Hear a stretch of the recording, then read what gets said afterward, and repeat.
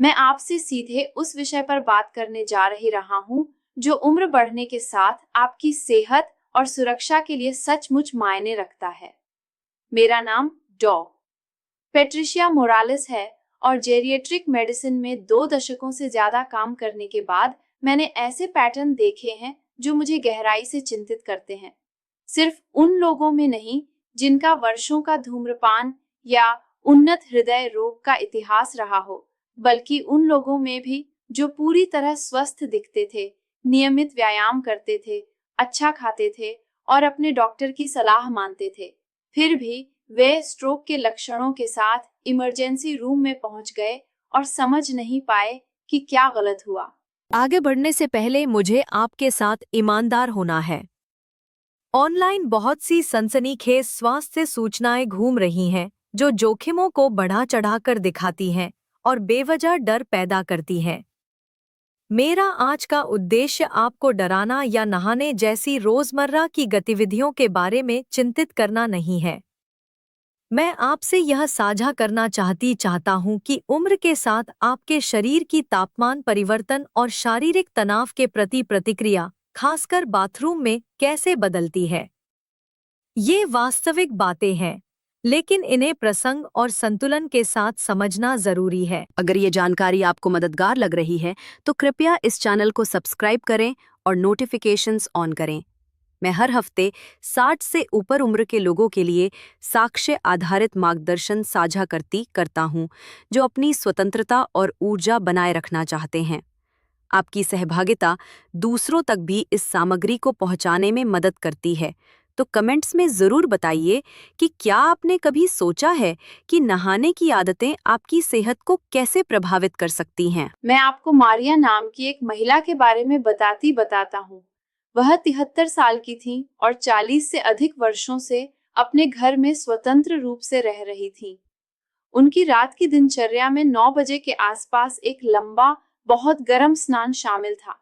इससे उनके जोड़ों के दर्द को आराम मिलता था और उन्हें लगता था कि इससे नींद बेहतर आती है। एक शाम स्नान के बाद कपड़े पहनते समय उन्हें अचानक बहुत तेज चक्कर और मतली महसूस हुई। अगली सुबह उनकी बेटी ने देखा कि उनके चेहरे का एक हिस्सा ढीला था, हाथ में कमजोरी थी और बोली लड़खड़ा रही थी। ये स्ट्रोक के क्लासिक संकेत हैं।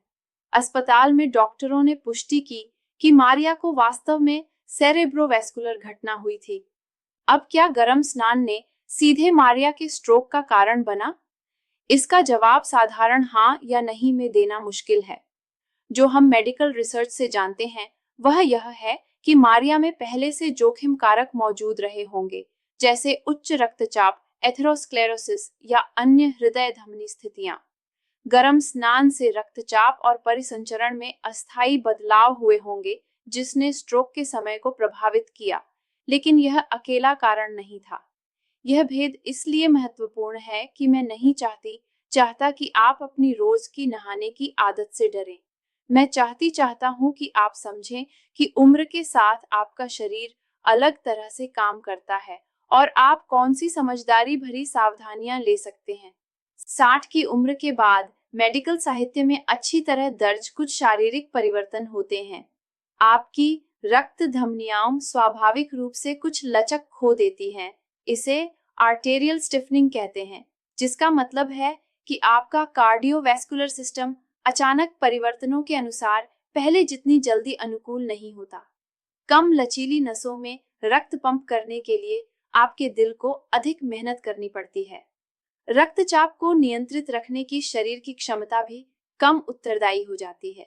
इसका यह अर्थ नहीं कि आप नाजुक या अक्षम हैं, बस इतना कि कुछ चरम स्थितियों में पहले की तुलना में अधिक सावधानी की जरूरत होती है। अब कुछ विशेष बाथरूम आदतों की बात करें जिन्हें डर फैलाए बिना उचित चिकित्सा संदर्भ के साथ समझना जरूरी है। सबसे पहले पानी के तापमान की बात। जब आप अपने शरीर को बहुत गर्म पानी, आमतौर पर 40 डिग्री से 114 GF से ऊपर में डुबोते हैं तो रक्त वाहिकाएं फैलती हैं। इसे वासोडाइलेशन कहते हैं और यह सामान्य शारीरिक प्रतिक्रिया है। शरीर त्वचा के पास रक्त लाकर अतिरिक्त गर्मी छोड़ने की कोशिश करता है। इससे रक्तचाप में अस्थायी गिरावट आ सकती है। अधिकांश लोगों में यह गिरावट हल्की होती है और शरीर जल्दी इसकी भरपाई कर लेता है। लेकिन यदि आपका कार्डियोवैस्कुलर फंक्शन पहले से समझौताग्रस्त है, आप कुछ रक्तचाप की दवाएं लेते हैं या परिसंचरण प्रभावित करने वाली स्थितियां हैं, तो यह गिरावट अधिक हो सकती है। चक्कर या हल्कापन महसूस हो सकता है। बहुत विरले मामलों में यदि किसी में पहले से थक्के या अत्यधिक संकुचित धमनियां हों, तो रक्तचाप में तेज बदलाव सैद्धांतिक रूप से कार्डियोवैस्कुलर घटना में योगदान दे सकते हैं। हालांकि इसके लिए पहले से मौजूद स्थितियां जरूरी होती हैं। यह मुख्य बात है, मध्यमता। आपको ठंडे शावर लेने या पूरी तरह गर्म पानी से बचने की जरूरत नहीं।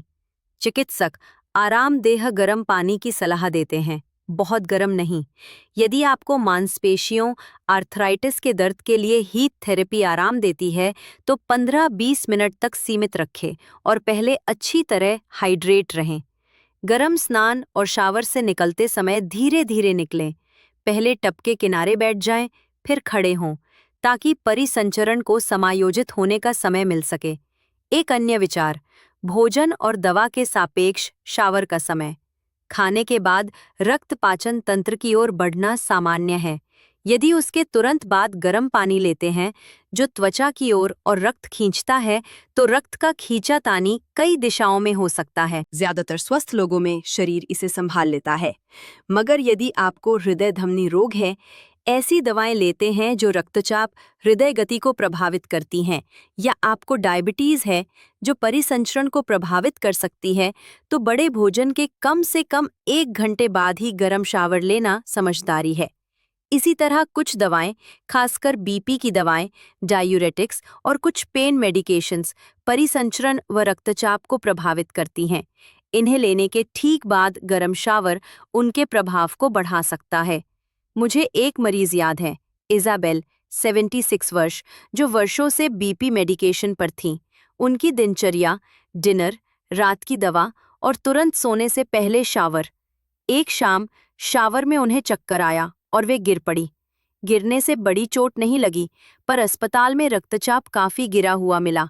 डॉक्टरों ने दवा टाइमिंग बदली और सलाह दी कि शावर शाम को पहले, दवाओं से पहले लें। सिर्फ इस बदलाव से आगे ऐसे एपिसोड नहीं हुए। अब एक और महत्वपूर्ण बट अक्सर अनदेखा बाथरूम सेफ्टी पहलू, वेंटिलेशन और शावर की अवधि। छोटे बंद बाथरूम में गर्म पानी से शावर लेने पर भाप जल्दी भर जाती है, आर्द्रता बढ़ती है। ये अपने आप में हानिकारक नहीं है, पर यदि 25-30 मिनट तक वहीं खड़े रहें, खासकर यदि कोई श्वसन समस्या हो, तो सांस लेना असहज हो सकता है। कुछ लोग स्टीमी सौना जैसा माहौल पसंद करते हैं, और सीमित मात्रा में ये अधिकांश के लिए ठीक है। लेकिन खराब वेंटिलेशन और लंबे समय तक गर्मी एक्सपोजर मिलकर कुछ लोगों में बेहोशी जैसा महसूस करा सकते हैं, खासकर जिनमें पहले से लो बीपी या डिहाइड्रेशन की प्रवृत्ति हो। चिंता ऑक्सीजन खत्म होने की इतनी नहीं है। अधिकांश आधुनिक बाथरूम में पर्याप्त एयर एक्सचेंज होता है, बल्कि गर्मी, आर्द्रता और लंबे समय तक खड़े रहने का संयुक्त असर परेशानी देता है। समझदारी का तरीका, शावर 10-15 मिनट तक रखें। खिड़की दरवाज़ा थोड़ा खुला रखें या एग्जॉस्ट फैन चलाएं। यदि शावर में चक्कर, बेचैनी लगे तो तुरंत बैठ जाएं। पानी को कुनकुना करें, गरम बंद करें और ज़रूरत हो तो मदद बुलाएं। अब उस चलन की बात जो वेलनेस सर्कल में लोकप्रिय है, ठंडे पानी का एक्सपोजर। आपने वीडियो देखे होंगे जहां ठंडे शावर और आइस बाथ की वकालत होती है। युवा, स्वस्थ व्यक्तियों में थोड़े समय का ठंडा एक्सपोजर कुछ लाभ दे सकता है, जैसे परिसंचरण और मूड में सुधार।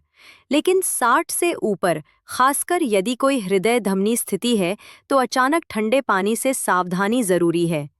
जब ठंडा पानी त्वचा पर पड़ता है, रक्त वाहिकाएं तेजी से सिकुड़ती हैं, वैसोकॉन्स्ट्रिक्शन, जिससे रक्तचाप और हृदय गति तुरंत बढ़ती है।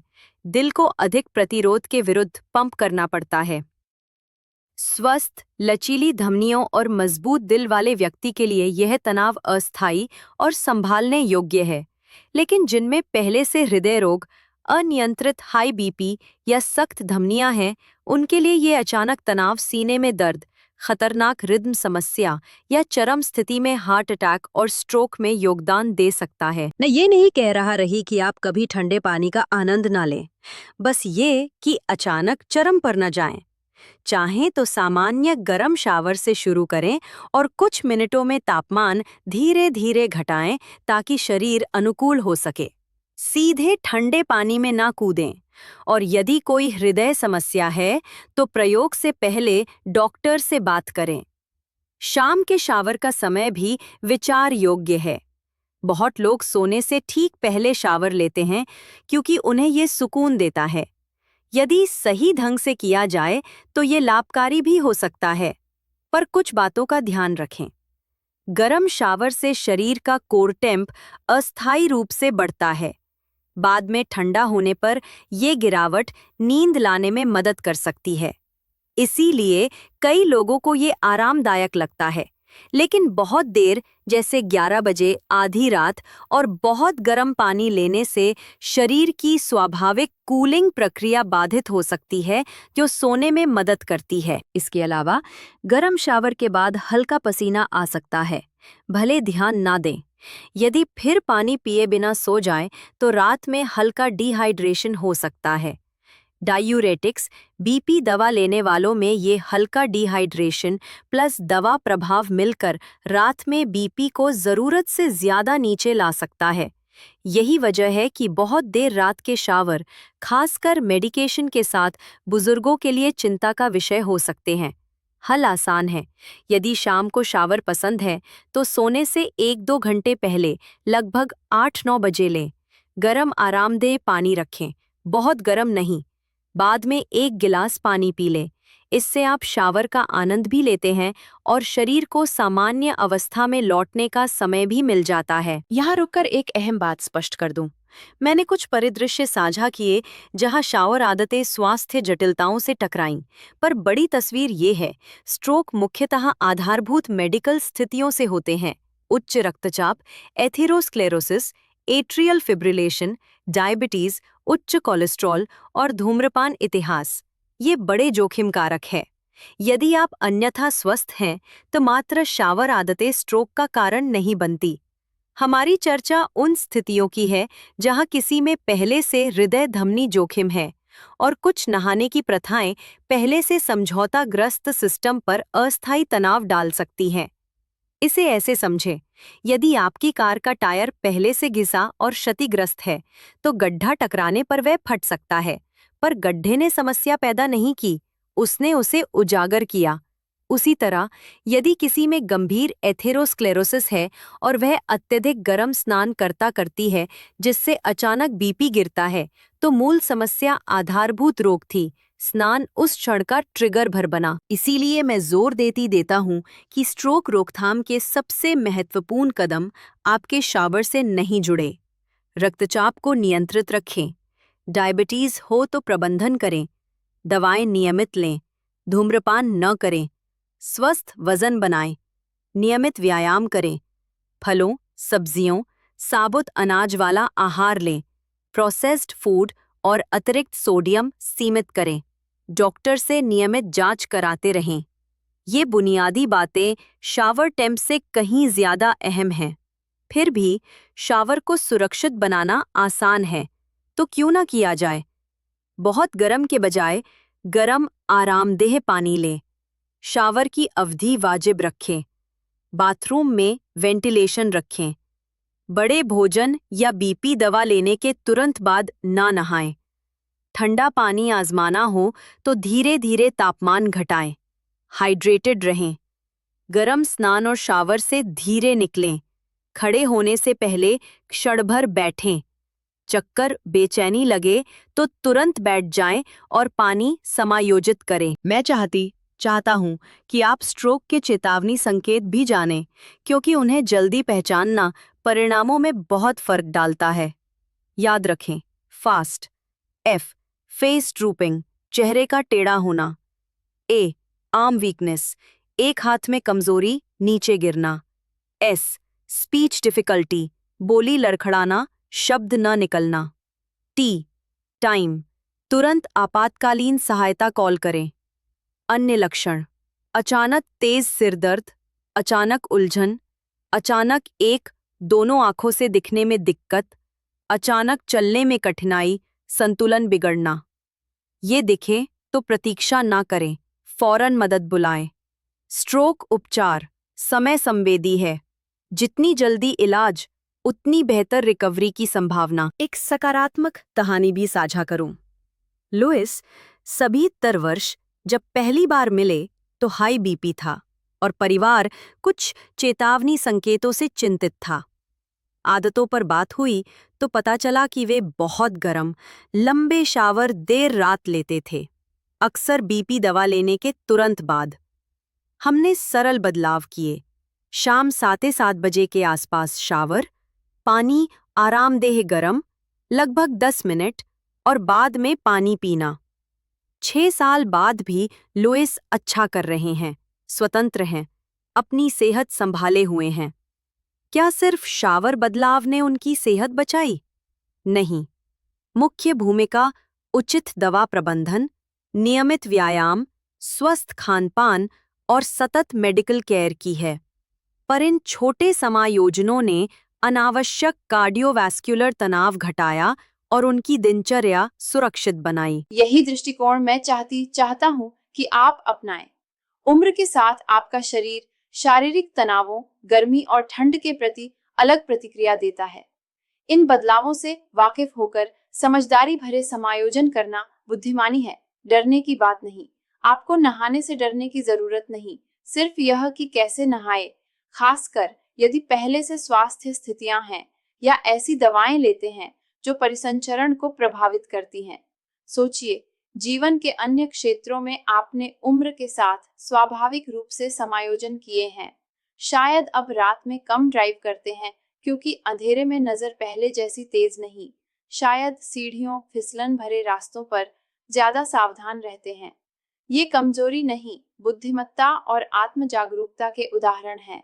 बदलते शरीर विज्ञान के अनुरूप नहाने की आदतें समायोजित करना भी वैसी ही व्यावहारिक बुद्धिमानी है। अपने डॉक्टर से अपनी विशेष स्थिति पर बात करें।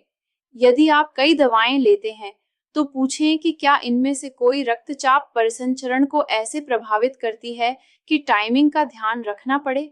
यदि आपको हृदय धमनी रोग है तो पूछें कि किन तापमान चरमों से बचना चाहिए। आपका डॉक्टर आपके पूरे इतिहास को जानता है और आपको सामान्य सलाह से अधिक विशिष्ट व्यक्तिगत मार्गदर्शन दे सकता है। साथ ही बाथरूम को भौतिक रूप से सुरक्षित बनाइए। शॉवर, टब और टॉयलेट के पास ग्रैब बार्स लगाएं। टब, शॉवर में नॉन स्लिप मैट स्ट्रिप्स लगाएं। रोशनी पर्याप्त रखें। यदि लंबे समय खड़े रहने में अस्थिरता महसूस हो तो शॉवर चेयर पर विचार करें और आपात स्थिति में फोन पहुंच में रखें। ये व्यावहारिक उपाय खास तौर पर गिरने से बचाव, अधिक सामान्य जोखिमों को संबोधित करते हैं जो नहाने संबंधी कार्डियोवैस्कुलर घटनाओं से कहीं ज्यादा होते हैं। अंत में यह याद रखें, आपका शरीर दशकों से आपको ढो रहा है। वह सम्मान और देखभाल का हकदार है।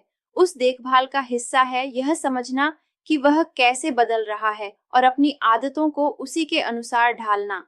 उद्देश्य डर कर जीना या पसंदीदा गतिविधियों से दूर रहना नहीं, बल्कि जीवन के सरल सुखों जैसे गर्म शॉवर का आनंद जारी रखते हुए अपने वर्तमान शरीर की जरूरतों और सीमाओं का ध्यान रखना है। छोटे छोटे बदलाव आपके सुरक्षा और सुख समृद्धि में ठोस अंतर ला सकते हैं, बिना जीवन की गुणवत्ता घटाए। यदि यह बातचीत आपके लिए उपयोगी रही हो तो इसे उन दोस्तों, परिवारजन के साथ साझा करें जिन्हें इससे लाभ हो सकता है। अपने अनुभव या प्रश्न कमेंट में लिखें। 60+ उम्र वालों के लिए और अधिक व्यावहारिक स्वास्थ्य जानकारी पाने के लिए सब्सक्राइब करें।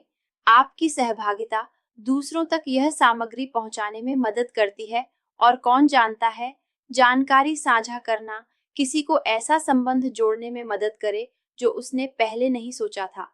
समय देने के लिए धन्यवाद।